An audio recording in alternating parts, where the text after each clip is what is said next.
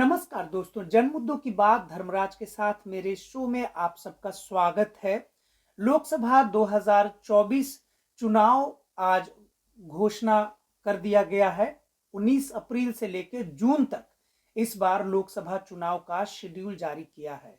आज के press conference के बाद जब भारत निर्वाचन आयोग ने अपना प्रेस कॉन्फ्रेंस करके पूरे देश के लोगों को लोकसभा चुनाव की तारीखों की घोषणा की, तो भारत के सभी राजनीतिक दलों की तैयारियां जोर शोर से शुरू हो चुकी है।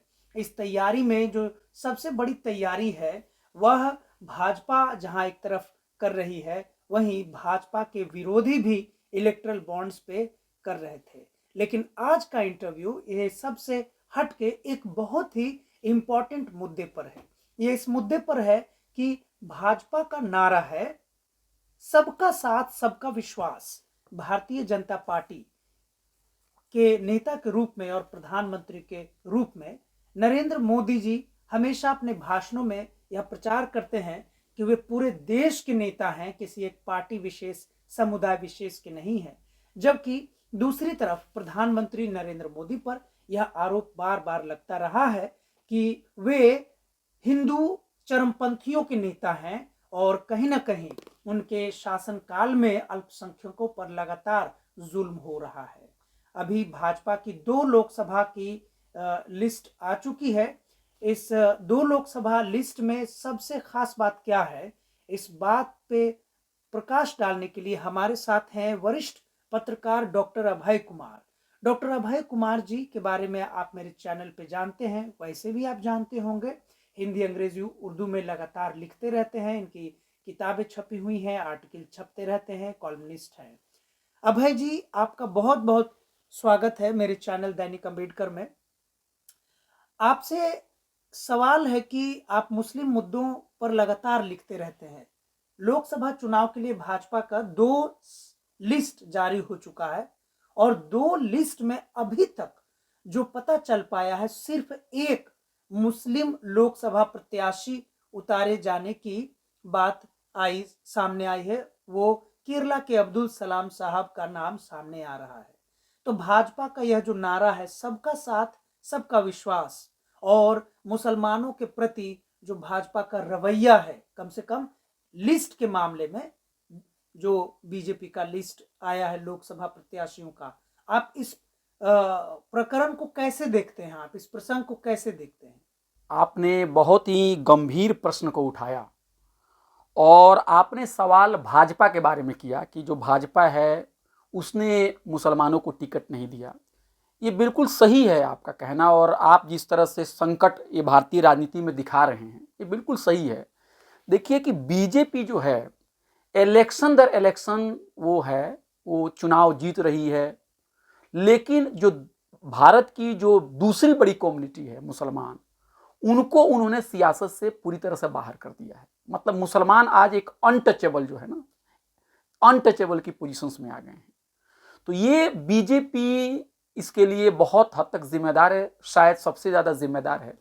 लेकिन मैं आपको एक और चीज मैं बताना ये चाहूंगा कि आजादी के बाद से 1952 के बाद से अगर आप लोकसभा में अगर आप देखेंगे, अगर मान लीजिए हम स्टेट के डेटा को 2 मिनट के लिए अभी छोड़ दें, तो अगर आप लोकसभा को भी अगर आप देखेंगे तो आप पाएंगे कि नेहरू जी के जमाने में भी जब समझा ये जाता था कि सेकुलरिज्म का जो सितारा है वो बिल्कुल चमक रहा था, और बीजेपी भी ये इल्जाम लगाते हैं कि मुसलमानों की तुष्टिकरण और मुसलमानों की मुंह भराई जो है और अपीजमेंट कांग्रेस ने खूब किया और हिंदुओं के खिलाफ खूब काम किया, इस तरह का प्रोपेगेंडा है।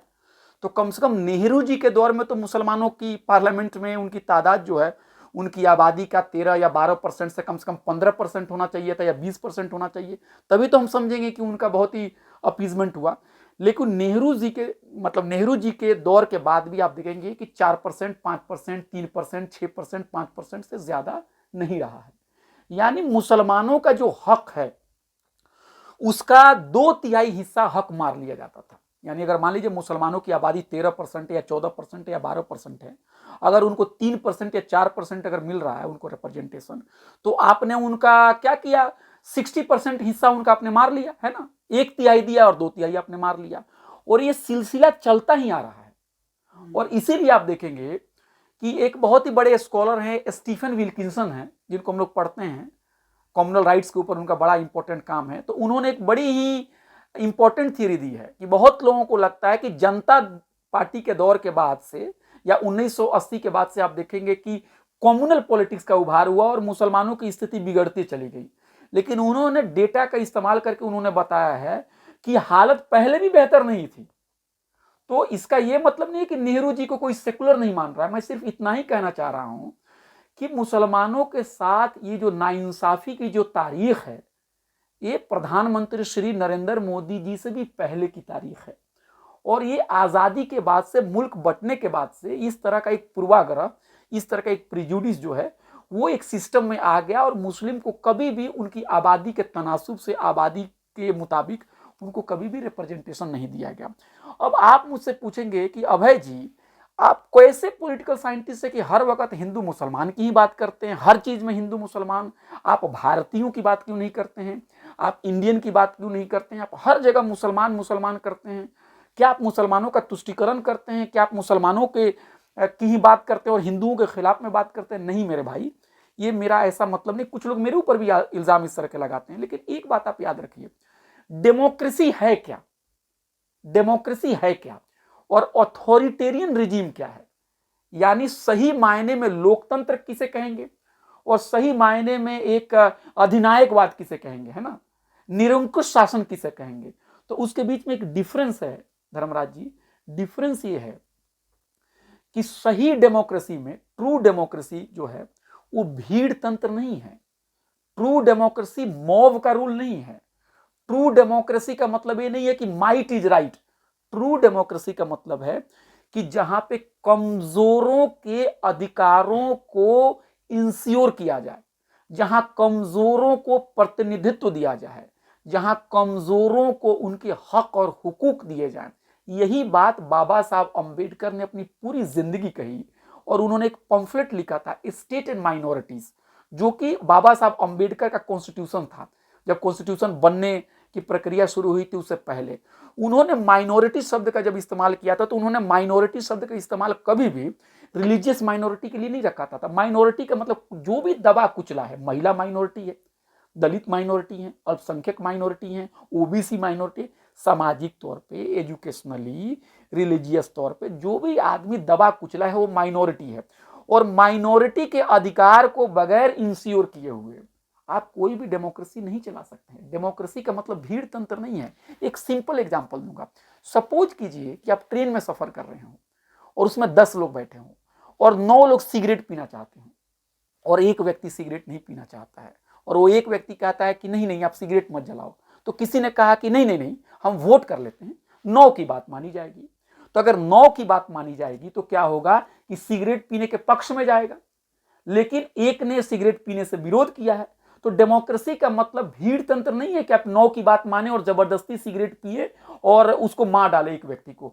असली डेमोक्रेसी का मतलब है कि एक का आदर करे क्योंकि वो सही है। तो इस देश में मुसलमानों के साथ न्याय नहीं हुआ है, इस देश में अल्पसंख्यकों के साथ न्याय नहीं हुआ, और मैं क्या बताऊं, दलितों के साथ भी न्याय नहीं हुआ है, आपको आदिवासियों के साथ भी न्याय नहीं हुआ। इसलिए न्याय नहीं हुआ है कि क्योंकि दलितों को और आदिवासियों को जो सुरक्षित सीट है उसके अलावा उनको कहीं से सीट नहीं दी जाती है ना। आप अगर दलित है तो मान लिया जाता है कि आप सुरक्षित सीट से ही लड़ेंगे। आप न्यू दिल्ली से क्यों नहीं इलेक्शंस लड़ सकते हैं, आप बनारस से क्यों नहीं इलेक्शंस लड़ सकते हैं? तो ये हमारे सिस्टम के अंदर में भेदभाव है। लोकतंत्र भी है और हमारे अंदर में एक भेदभाव भी है, और इसीलिए डेमोक्रेसी और ऑथोरिटेरियन रूल में यही फर्क है कि जहां सत्ता का केंद्रीकरण नहीं हो, जहां सत्ता में सबकी भागीदारी हो, जहां कमजोरों को बोलने के अधिकार हो, जहां कमजोरों के अधिकार को पूरी तरह से इंश्योर किया जाए, जहां सत्ता के बहुत सारे सेंटर्स हों, जहां सत्ता में क्या है ना एक व्यक्ति की पूजा ना की जाए, वही डेमोक्रेसी है।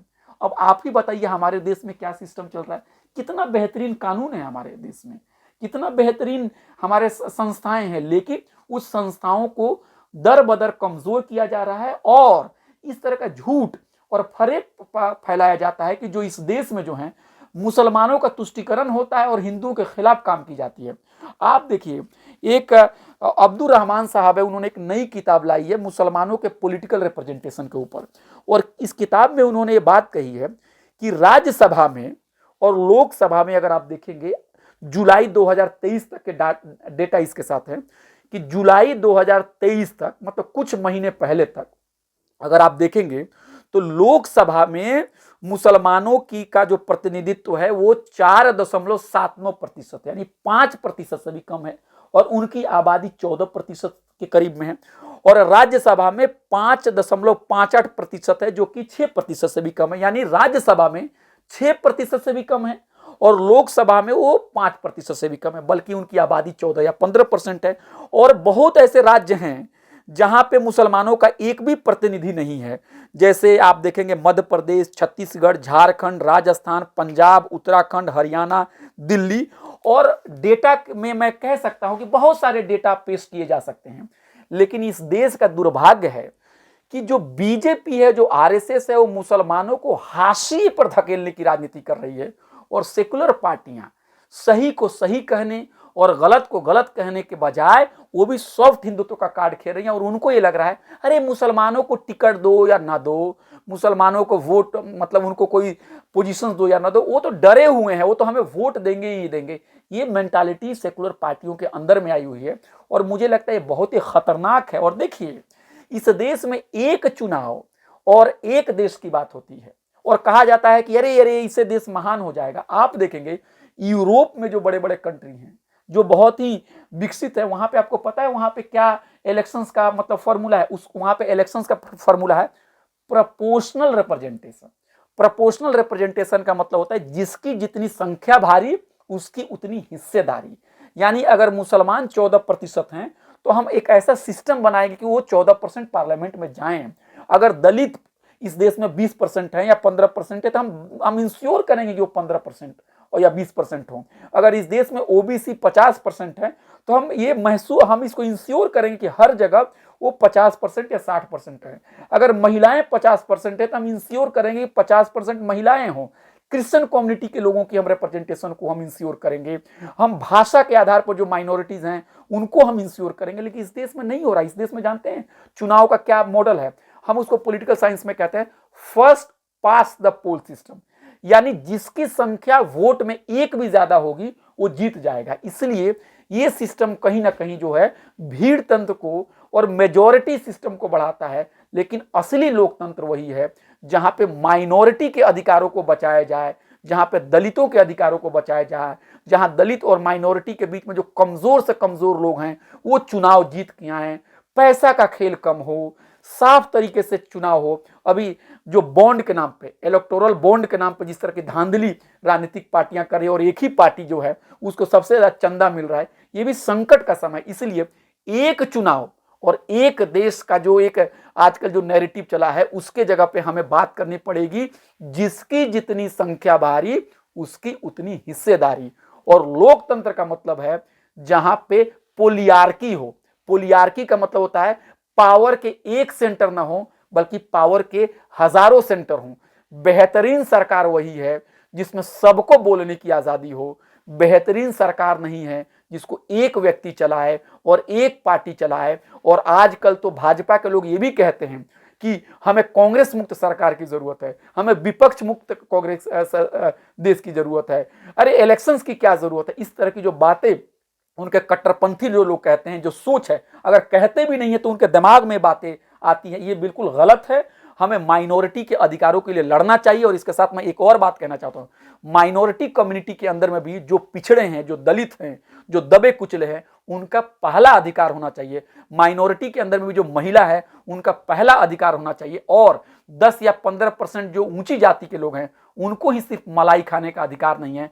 बाबा साहब अंबेडकर की बात याद रखिए कि अगर कानून अच्छा भी हो, अगर कॉन्स्टिट्यूशन अच्छा भी हो, लेकिन उसको इंप्लीमेंट करने वाले लोग सही नहीं है, उनकी नीयत में खोट हैं, तो ये देश आगे नहीं बढ़ पाएगा। और इसीलिए इतनी पोटेंशियल के बाद भी ये देश आगे नहीं बढ़ रहा है, क्योंकि हमारे पास गाड़ी तो बेहतर है। बाबा साहब अंबेडकर ने इस देश में जो गाड़ी है, संविधान तो बेहतर दे दिया, लेकिन गाड़ी को चलाने वाले लोग जातिगत मानसिकता से जो बीमार लोग हैं, जो कम्युनल लोग हैं, ये लोग हैं। इसलिए हमारे देश में जिस तरह से मुसलमानों को हाशिए पे धकेलने का एक ट्रेंड चला हुआ है, इसके विरोध में हमें खड़ा होना पड़ेगा और ये कहना पड़ेगा, लोकतंत्र का मतलब भीड़ तंत्र नहीं है। लोकतंत्र का मतलब है कमजोर से कमजोर व्यक्ति को बराबरी का अधिकार मिले, मुस्लिम, दलित, पिछड़े, महिलाओं को सम्मान मिले, आदिवासियों को सम्मान मिले, यही लोकतंत्र है। 5 या 10 जो जातियां अगड़ी हैं, अगर ये सारी जगह पर काबिज रहेंगे, ये लोकतंत्र नहीं है। इसलिए आइए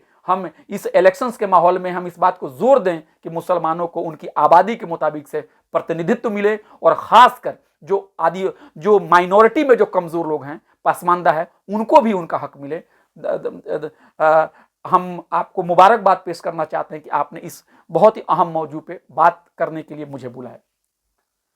आप सुन रहे थे सीनियर जर्नलिस्ट, वरिष्ठ पत्रकार डॉक्टर अभय कुमार को। इन्होंने साफ साफ कहा कि कैसे आबादी के हिसाब से, जनसंख्या के हिसाब से लोकतंत्र में सभी लोगों के मुद्दों का ख्याल रखना चाहिए। भाजपा का यह जो कदम है कि सीधे सीधे मुसलमानों के को यह संदेश देना चाहती है कि भाजपा में मुसलमानों का कोई मतलब नहीं है, कोई रिश्ता नहीं है, और यह साबित करती है कि प्रधानमंत्री मोदी जी का यह नारा, सबका साथ सबका विश्वास, यह भी महज एक जुमला है। आप मेरे चैनल दैनिक अम्बेडकर को आप चर्चा सुनते रहिए। अगर आपको अच्छा लगता है तो सब्सक्राइब कीजिए, लाइक कीजिए, शेयर कीजिए। बहुत बहुत शुक्रिया भाई जी। बहुत बहुत शुक्रिया।